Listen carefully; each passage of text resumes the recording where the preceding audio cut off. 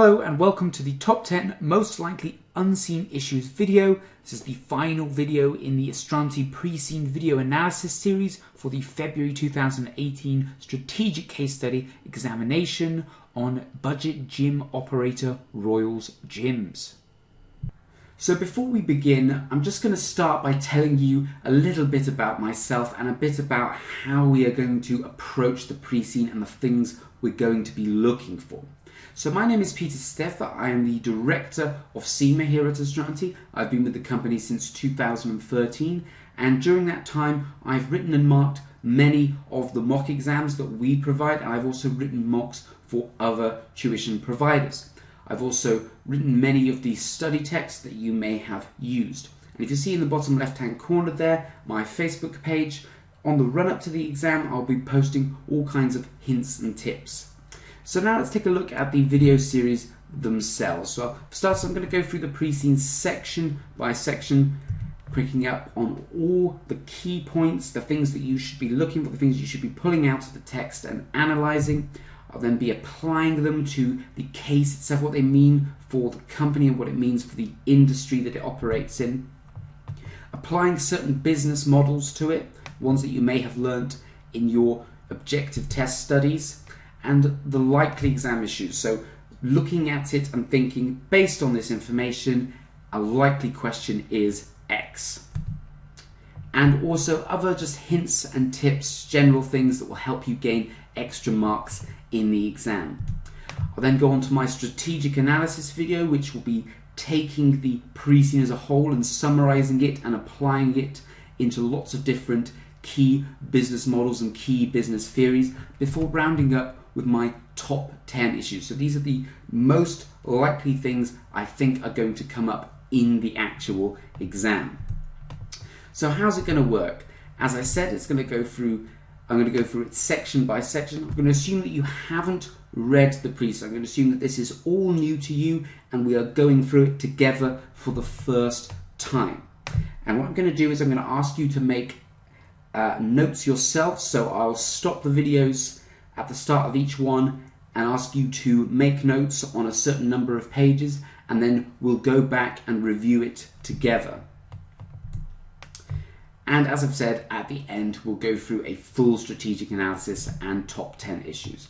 So first of all, some key things that you should be aware of. Now the pre-seen is the context of the exam. It's the context of the company that is being examined. The background information, as it were. So once you've read the pre-seen, this should all be forming a foundation in your mind, and when you go into the actual exam, all the unseen questions that come up in the actual exam, you should be answering them based on this base context from the pre-seen.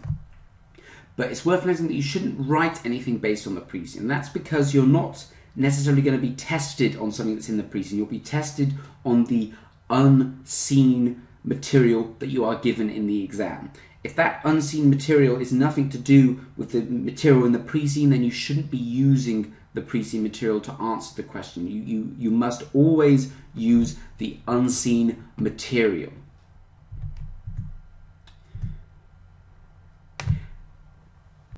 Having said that, you should always be thinking about the pre-seen material. Now, you're given this in advance for a reason. You're supposed to learn it and you're supposed to gain as much understanding as you can about the company so that you can use this information in the actual exam. And the first issue, issue number 10, is on ethics.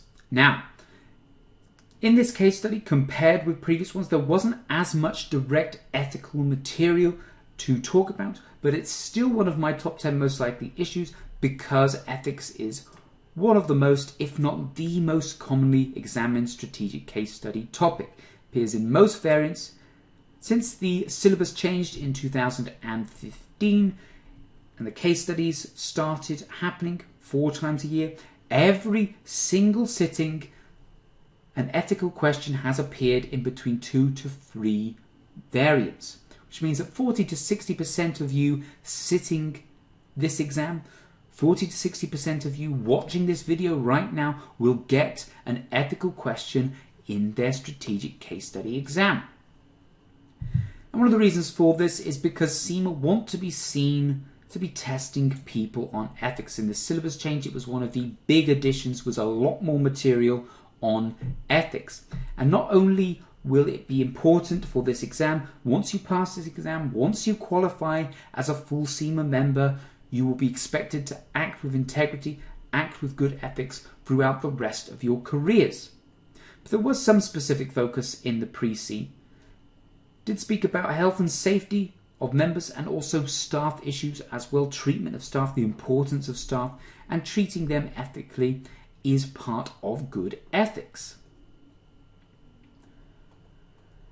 So some likely issues to arise: sustainable growth, not leveraging long-term growth in return for short-term profits. As a private company, they're less likely to do this anyway, but it's considered unethical to do that.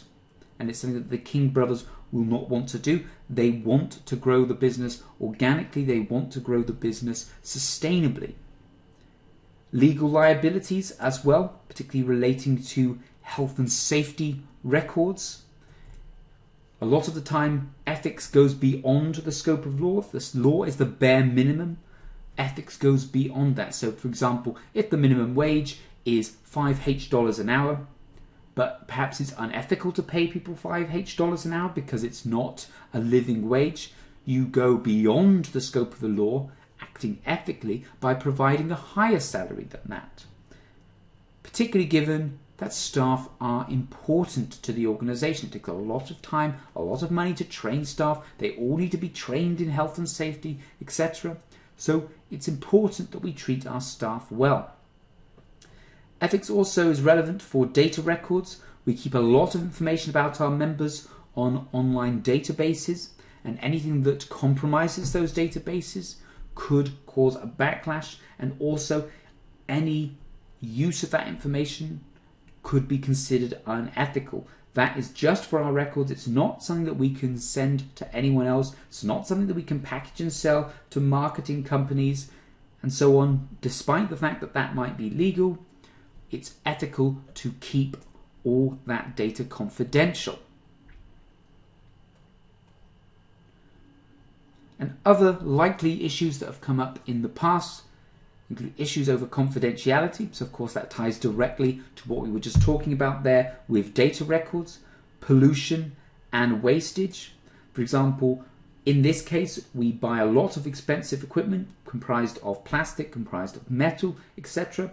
And we also like to have the very latest technology, the very latest machines, which means that perhaps there's going to be quite a turnover of machines. What do we do with these machines comprised of plastic and metal? Do we recycle them? Do we sell them on? Or do we throw them in the rubbish tips, in the landfills? Now, of course, that would be considered the least ethical thing to do. And it also wouldn't be the best thing for the company because we could perhaps gain some return by selling that equipment on. Treatment of suppliers as well, not leveraging our position as the leader in the budget gym industry to get better deals from suppliers or unethically good deals in our favour, although this is mitigated somewhat at the moment given that our main supplier is the largest supplier. And bribery as well, there's potential for bribery to come up if we consider the way in which we operate, scouting new locations for new gyms, which are obviously owned by building management companies, not bribing those companies to try and ensure we get the new contract. And the main thing to talk about when being ethical is that CIMA want us to be ethical. Keep that in mind. If there's any grey area whatsoever, you must take the moral high ground and act from an ethical perspective. Don't try and justify, if there is any grey area, don't try and justify why it might be okay. It's unethical. If it's not completely ethical, it's unethical. That's the kind of position that you should be taking. And also when talking about ethics, the best thing to do is to make a recommendation that comprises both a long and short-term plan. For example, going back to health and safety, if someone is injured, the short term, we change the safety procedure to stop it from happening, and then the long term, we stop other issues like this happening in the future by perhaps investing in new equipment, in increased training, etc. And a good thing to do is just use this phrase here: good ethics is the right thing to do. And that is CIMA's attitude towards ethics. It's the right thing to do. Anything that's unethical is the wrong thing to do. Anything that's ethical is the right thing to do. And CIMA will particularly enjoy it if you use their ethical principles, which of course are integrity, confidentiality, professional behaviour, objectivity, and professional competence and due care. Now that doesn't mean whenever you get a question on ethics you have to go through every single one, because of course this is not a test of your ability to regurgitate knowledge. It's not a test of your theoretical knowledge. It is an applied exam. So just pick the ones that are relevant. If, for example, you see someone making a bribe, then you know that that is a breach of integrity and professional behaviour, and also objectivity as well, because there's personal gain to be had from a company business deal. And CIMA do expect you to report any poor behaviour, any unethical behaviour, even if it's one of your senior managers, even if it's one of the board of directors. You have to take the high ground, you have to take the moral high ground and report them.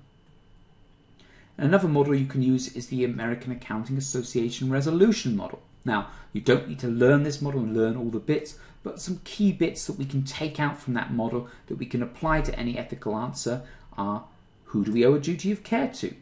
What's the ethical end consequences of this, and will this be bad? What values do we have as individuals and as an organisation? And what cultural norms are there? And what this means is, although it might be culturally the normal thing to do, doesn't necessarily mean it's the right thing to do, but at the same time we must consider the fact that it is a cultural norm. Therefore, it's not necessarily being done out of any breach of integrity, out of any underhanded behaviour. It's just that that is how people in this part of the world operate, and doesn't necessarily make it right, but we have to be respectful of that rather than just berating them for being wrong. And again, use that phrase: it's simply the right thing to do.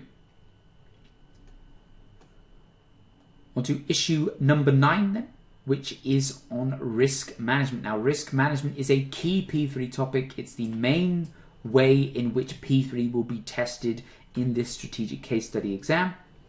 It may involve identifying risks, managing risks, prioritizing and mapping risks, and creating controls for those risks. And there was also a section in the pre-scene covering key risks, so the examiner wants you to be aware of risks, and it's a very regularly examined topic. Risk generally comes up in at least 1 or 2 variants in every single strategic case study sitting. So like the issues to come up could be identifying the key risks involved in a specific project. We know that part of our role is to advise on special projects. So perhaps the company is opening a new gym, perhaps the company is bringing in some new facilities. What kinds of risks could arise from doing that? It could also be risk management for the organization as a whole. Are those risks effective? Could they more effectively manage those risks by creating a risk register that prioritizes those risks? Are the actions they're taking sufficient? They identified data leaking as a big risk, but there was no plan on how we could manage that by perhaps upgrading the software security. And also some methods for managing risks, such as COSO risks, the role of an audit committee, of which there was no mention of one, and also how do we make risk management part of the culture? How do we install that in our head office and gym staff to ensure they're always looking out for risks, thus the risks are taking care of themselves because we've made it part of the organization to be aware of risks. So quite a few risks identified in the pre-scene. Intense competition, the growth of many competitors to us, lack of development, lack of diversification. We're all offering a very similar product. Reputation, how anything that damages the reputation was identified as a key risk, and that reputational damage may cause people to leave us, particularly given that loyalty is not a significant thing within this industry. It's very easy for people to leave. Strategy, particularly with regards to financial strategy, they were borrowing more and more money, and as a result, they're now heavily in debt, far more debt than they have available equity financing at this point. Changes in consumer trends. What if more and more people start wanting budget gyms to also have some of the facilities that medium range gyms have? What if more and more people do this virtual gym that GymGo are doing? Anything regarding legal issues as well could be a huge threat to the organization. And the growth of alternatives that were also mentioned in the presentation I've mentioned already, things like virtual gyms, things like budget gyms with additional facilities. The importance of embedding risk to achieve that position where risks are taken care of themselves because it's culturally normal within your organization to manage risks. The importance of risk at strategic level, how not managing your risk can have a huge impact on your business, how not managing the risks involved with new strategies could result in those strategies failing, and also how we control those risks.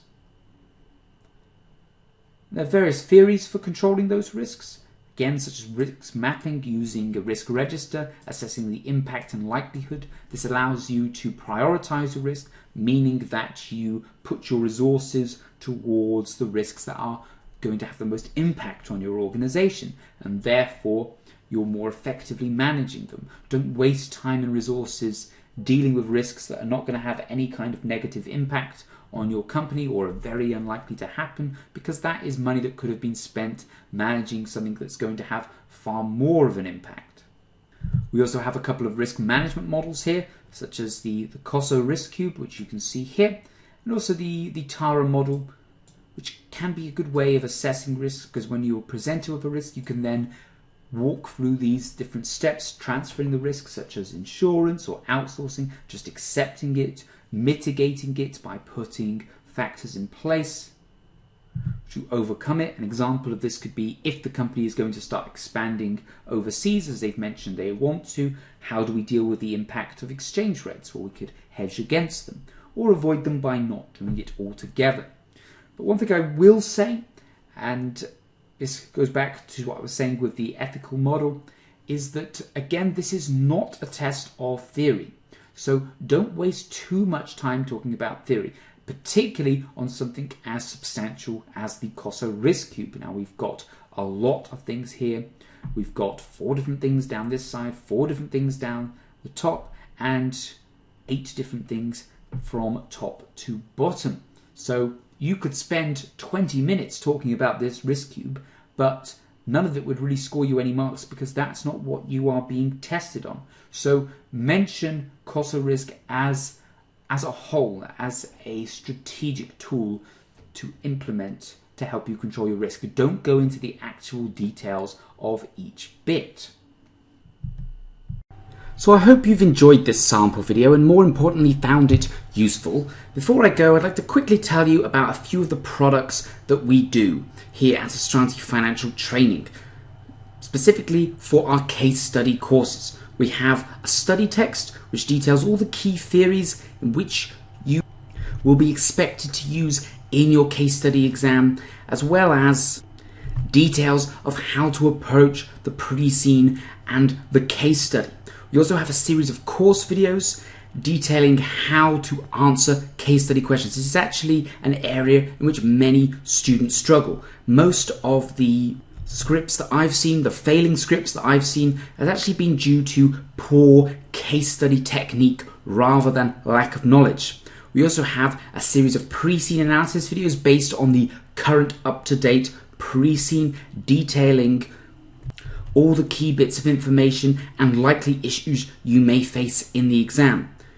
Next up is the industry analysis, a Pact detailing information about the industry that the pre-scene company resides in, information about the key players within that industry, and more background information on the industry in general.